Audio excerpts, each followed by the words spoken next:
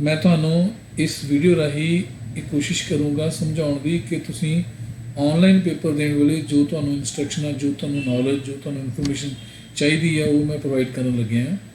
मैं for example किसी student की डेट शीट ओपन की है, पहला उन्होंने ई कनैक्ट ते लॉगिन किया, उस तो बाद फिर एग्जाम कनैक्ट दे विच इधर एक लिंक है डेट शीट, क्लिक करन ते डेट शीट ओपन होगी। तुसीं ध्यान दिओ जो मैं डेट शीट ओपन करदा दैन ਇਹਦੇ ਵਿੱਚ ਜਸਟ ਇੱਕ ਮਿੰਟ, ਇਹਦੇ ਵਿੱਚ ਆ ਜਿਵੇਂ ਸਟੂਡੈਂਟ ਦਾ ਇੱਕ ਡੇਟ ਸ਼ੀਟ ਦੀ ਇੱਕ ਲਾਈਨ ਹੈ ਜਿਹਦਾ ਰੋਲ ਨੰਬਰ ਨੇਮ ਲਿਖਿਆ ਹੋਇਆ ਐਨੀਵੇ, ਇਹਦੇ ਵਿੱਚ ਇੱਥੇ ਚੀਜ਼ ਹੈ main exam type. Exam type ਦੇ ਵਿੱਚ ਲਿਖਿਆ ਹੈ theory end term regular plus theory end term ਵੀ ਪੇਪਰ ਹੈ ਆਲ ਸਬਜੈਕਟਿਵ। ਇੰਪੋਰਟੈਂਟ ਚੀਜ਼ ਕੀ ਹੈ ਆਲ ਸਬਜੈਕਟਿਵ। ਜਿਵੇਂ ਹੁਣ स्टूडेंट का ये वाला पेपर है, ये पेपर के कल्ले सबजैक्टिव क्वेश्चन मतलब वड्डे क्वेश्चन ही आने हैं। कईयां दे विच की हुंदा है देखियो जिवें आ क्वेश्चन आ पेपर है, ये पेपर हैगा पंजाबी का DPB 102 इलैक्टिव पंजाबी 1 का पेपर है। ये लिखा है मिक्स MCQ एंड सबजैक्टिव। तो मैं ये कहना चाहना कि जदों तुहाडी डेट शीट तुसीं चैक करदे हो, तुहाडी डेट शीट दे विच तुहाडे एग्जाम दे नाल ਇਹ ਵੀ ਲਿਖਿਆ ਹੋਇਆ ਕਿ ਤੁਹਾਡਾ ਪੇਪਰ ਕਿਸ ਟਾਈਪ ਦਾ ਆ। ਟਾਈਪ ਕੀ ਹੈ, ਦੋਵਾਂ ਚੋਂ ਇੱਕ ਹੋਊਗੀ, ਜਾਂ ਹੋਊਗੀ mix of MCQ plus subjective ਜਾਂ ਹੋਊਗੀ ਕੱਲਾ ਸਬਜੈਕਟਿਵ ਆਲ ਸਬਜੈਕਟਿਵ। ਤੋ ਜੇ ਤੁਹਾਡੀ ਸਬਜੈਕਟਿਵ ਪੇਪਰ ਹੈ ਕੱਲਾ ਸਬਜੈਕਟਿਵ MCQ ਨਹੀਂ ਹੈਗੇ ਤਾਂ ਆਨਲਾਈਨ ਪੇਪਰ ਦੇ ਦੌਰਾਨ ਤੁਹਾਨੂੰ 2 ਘੰਟੇ ਦੇ ਵਿੱਚ, ਬਾਕੀ ਮੈਂ ਉਹਦੇ ਬਾਰੇ ਵੀ ਇੰਸਟਰਕਸ਼ਨ ਦਿੰਦਾ ਟਾਈਮ ਬਾਰੇ ਵੀ, ਤੁਹਾਨੂੰ ਉਹ ਜਿੰਨੇ ਸਮੇਂ ਦਾ ਵੀ ਐਗਜ਼ਾਮ ਹੈ उस समय कल्ले सबजैक्टिव क्वेश्चन मिलने हैं। टोटल 3 क्वेश्चन तुसीं अटैम्प्ट करने हैं, MCQ आने नहीं है। जे तुहाडे पेपर दे विच ये लिखा है कि MCQ एंड सबजैक्टिव का मिक्सचर है तद तुहानूं MCQ ते सबजैक्टिव दोनों का मिक्सचर आऊगा। मैं तुहानूं MCQ किन्ने होने हैं, सबजैक्टिव किन्ने होने हैं, किन्ने टाइम किन्ने करने उहदे बारे गाइडलाइन हुणे ही नाल दी नाल समझाउणा, नाल ही इहदा जिहड़ा डॉक्यूमेंट जिहड़ी मैं तुहानूं दिखा रहा इहदा लिंक ਤੁਹਾਨੂੰ मैं दूँगा, वो तो तुसीं डाउनलोड भी कर सकते हो। आ लो मैं इत्थे इंस्ट्रक्शनस बनाईयां होईयां ने, तुहानूं ये इंस्ट्रक्शनां नूं पढ़दे पढ़दे नाल दी नाल समझाउणा।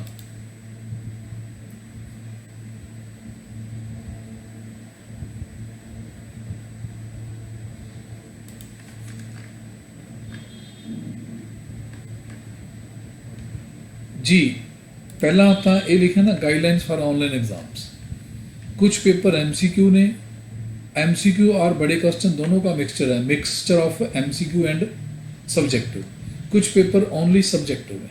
तो आपने अपनी डेट शीट में चेक कर लेना है कि आपका पेपर, वो पेपर जिसकी आप तैयारी, जिसकी आप बात कर रहे हो, उस पेपर में डेट शीट में वो MCQ और सब्जेक्टिव का मिक्सचर है या ओनली सब्जेक्टिव है, तो आपको पता लग जाएगा। ठीक, अब अगर आपका paper mixture of MCQ and subjective है तब उसकी स्पेशली गाइडलाइंस क्या है। फर्स्ट थिंग कि आपको 25 क्वेश्चन MCQ मिलेंगे, हर क्वेश्चन 1 मार्क्स का होएगा और प्रत्येक क्वेश्चन के लिए आपको मैक्सिमम टाइम 2 मिनट्स मिलेंगे। जैसे आपने पेपर स्टार्ट किया, आपको एक क्वेश्चन मिला MCQ आपकी स्क्रीन पर, तो विद इन 2 मिनट्स, आप आधे मिनट में भी, आप कुछ सेकंड्स में भी उसका आंसर देख के नेक्स्ट पे क्लिक करोगे तो नेक्स्ट स्टार्ट हो जाएगा। बट अगर आप विद इन 2 मिनट्स कोई आंसर नहीं दोगे, अपने आप वो क्वेश्चन बैक हो जाएगा, नेक्स्ट क्वेश्चन ऊपर आ जाएगा और फिर आप प्रीवियस क्वेश्चन पे जा नहीं पाओगे। अगर आपने उस क्वेश्चन को 2 मिनट से पहले, मान लो 15 सेकंड में ही आपने अटैम्प्ट कर लिया, तो इसका मतलब ये नहीं है कि नेक्स्ट क्वेश्चन में आपको टाइम ज़्यादा मिल जाएगा। आपने उतना टाइम, आप अपना जो उतना टाइम है बचा लिया, लेकिन आगे उसको यूटिलाइज नहीं कर पाओगे। जैसे मैंने लिखा है, यदि आपने एक क्वेश्चन 2 मिनट से पहले कर लिया, नेक्स्ट बटन दबा दिया तो नेक्स्ट क्वेश्चन आ जाएगा और उसके बाद आप प्रीवियस क्वेश्चन में जा नहीं पाओगे। एक क्वेश्चन में जो समय बचा लिया वो आप दोबारा नेक्स्ट क्वेश्चन में यूज़ नहीं कर पाओगे। इन एडिशन टू MCQ, जैसे इस प्रकार से आपको 25 क्वेश्चन 1 बाय 1 मिलेंगे, आप नेक्स्ट करते करते अपने MCQ वाले सेक्शन को कंप्लीट कर लोगे। उसके बाद सेक्शन स्टार्ट हो जाएगा सब्जेक्टिव क्वेश्चंस का। सब्जेक्टिव का मतलब है बड़े क्वेश्चन। उसमें क्या है, एक सेक्शन में आपको 2 क्वेश्चन मिलने हैं, दोनों बड़े क्वेश्चन होंगे जिसके क्वेश्चन लिखे होंगे, आंसर आपने अपनी शीट पर लिखना है। शीट आप पहले से अपने पास रखो, खाली पेपर, प्लेन पेपर, उसके ऊपर आपने आंसर देने हैं। वो शीट का फॉर्मेट क्या होगा वो भी मैं आपको आगे बताता हूँ। मैं बता रहा हूँ जब आपके सब्जेक्टिव क्वेश्चन स्टार्ट हो जाएंगे तो आपको एक सेक्शन में 2 क्वेश्चन मिलने हैं, लेकिन दोनों इकट्ठे नहीं दिखेंगे। दोनों में से पहले आपको स्क्रीन पर एक क्वेश्चन दिखेगा। आप उस क्वेश्चन को पढ़ोगे, अगर आपको लगता है ये क्वेश्चन टफ है, आप नेक्स्ट क्वेश्चन पे जाना चाहते हो, नेक्स्ट पे क्लिक करके आप जा सकते हो। नेक्स्ट आपने पढ़ लिया, फिर आपको लगा नहीं ये तो और भी टफ है, इसके प्रीवियस वाले पे करना है, तो आप बैक जाके उसी सेक्शन के प्रीवियस क्वेश्चन पे जा सकते हो। बट ध्यान रहे, अगर उस सेक्शन के 2 क्वेश्चंस में से आप बाय मिस्टेक या किसी भी कारण से आप अगर नेक्स्ट करके सेक्शन चेंज कर देगी, तो मतलब 3rd क्वेश्चन पे जाओगे तो आपको बैक आने का मौका नहीं मिलेगा। तो आप एक सेक्शन के 2 क्वेश्चंस में स्क्रॉलिंग कर सकते हो, आगे पीछे जा सकते हो। अच्छा, अगर आपने दोनों में से कोई नहीं करना है तो आप स्किप करके नेक्स्ट पे जा सकते हो। अगर करना है तो आप दोनों में से कोई भी एक जिसको करना चाहते हो उसको लिखना पेपर पर शुरू कर दो। जब आपका क्वेश्चन पूरा हो जाएगा तब उसकी पिक आपने सबमिट करनी है। यहाँ पर पढ़ते हैं क्या लिखा है, एक सेक्शन में 2 प्रश्न होंगे, 2 में से कोई एक करना होगा। पहले एक सेक्शन का प्रश्न दिखाई देगा, पहले एक सेक्शन का एक प्रश्न दिखाई देगा। दूसरा प्रश्न देखने के लिए आप नेक्स्ट बटन क्लिक करोगे। एक सेक्शन के क्वेश्चन से आप चूज करोगे कि कौन सा आंसर करना है, जो आपके लिए आसान है उसे स्टार्ट कर दो, कंप्लीट करके अपलोड कर दो। उसके बाद नेक्स्ट सेक्शन में जाकर इसी तरह नेक्स्ट क्वेश्चन भी करोगे और उसे भी अपलोड करोगे। याद रहे, आप नेक्स्ट सेक्शन से प्रीवियस सेक्शन में नहीं जा सकोगे। स्टूडेंट को बड़ा क्वेश्चन करने के लिए कुल 35 मिनट का समय मिलेगा।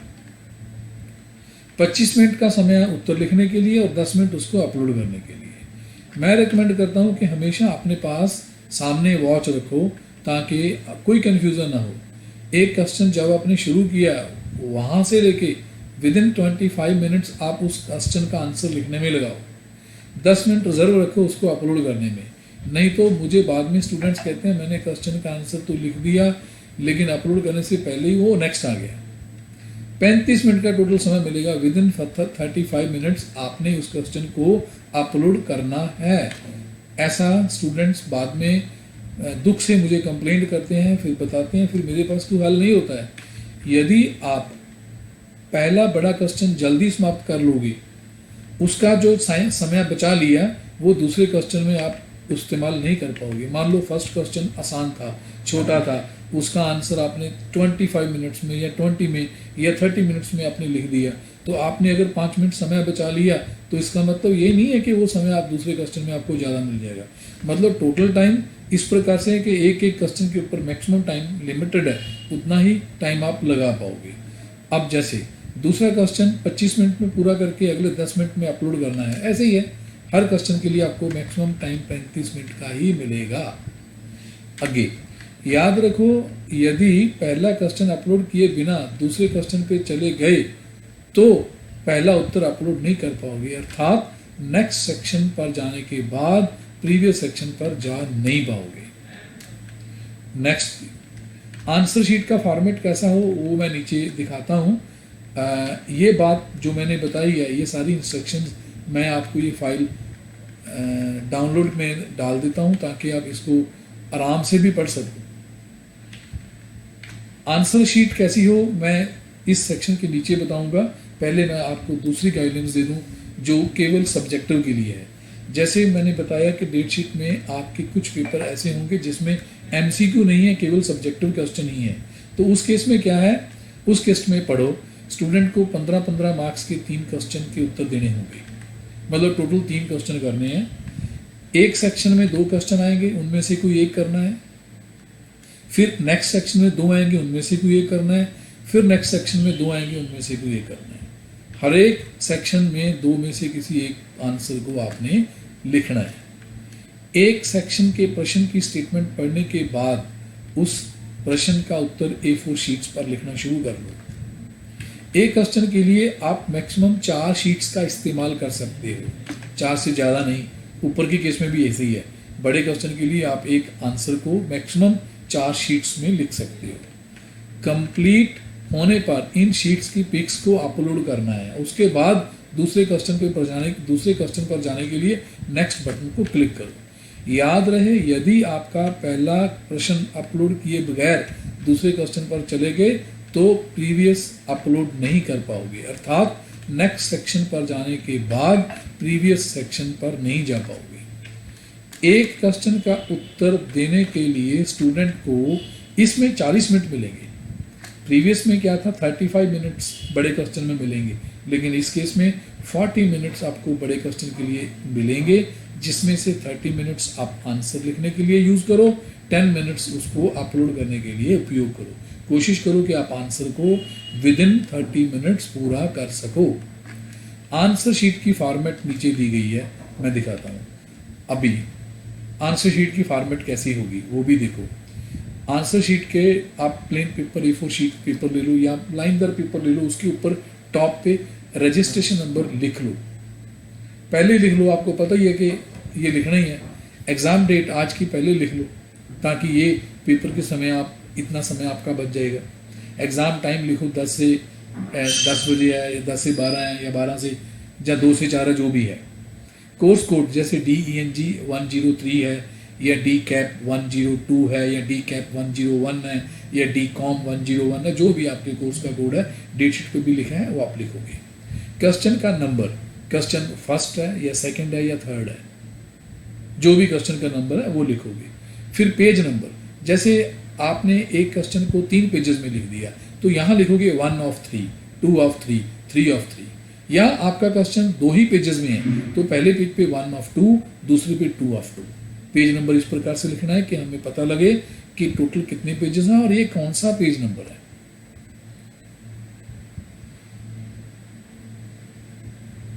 उसके बाद ये पेज नंबर केवल अपने इस क्वेश्चन के लिए है, ये क्वेश्चन के पेज नंबर है।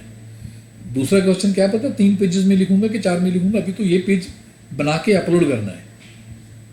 उसके बाद क्वेश्चन भी खुद लिखना है, ऐसा नहीं है कि क्वेश्चन लिखोगे नहीं। जो क्वेश्चन स्टेटमेंट आपको फोन में शो हो रही है वो पूरी की पूरी स्टेटमेंट यहाँ लिखोगे हाथ से। उसके बाद आंसर, नीचे अपना आंसर लिखना शुरू कर दो। आंसर लिखते समय नीचे देखो, पेज के बॉटम में थोड़ी सी स्पेस छोड़ के हर पेज के नीचे सिग्नेचर करने के लिए कहा गया है। ये खाली शीट है, ऐसे जैसे मान लो आपकी ये शीट बन गई, ऐसी शीट जिसमें स्टूडेंट्स की डिटेल है, नीचे क्वेश्चन है, फिर आंसर है और उसके नीचे सिग्नेचर है। इस प्रकार से आपने अपने, हाँ अगर कहीं ज़रूरत है तो आप डायग्राम का इस्तेमाल भी करो, डायग्राम बना के एक्सप्लेन करो, उससे आपको मार्क्स लेने में आसानी रहेगी। ओके, इस प्रकार से आपने अपनी आंसर्स कंप्लीट कर लेने हैं, अपलोड करने हैं। अगर इसके बाद भी कोई डाउट हो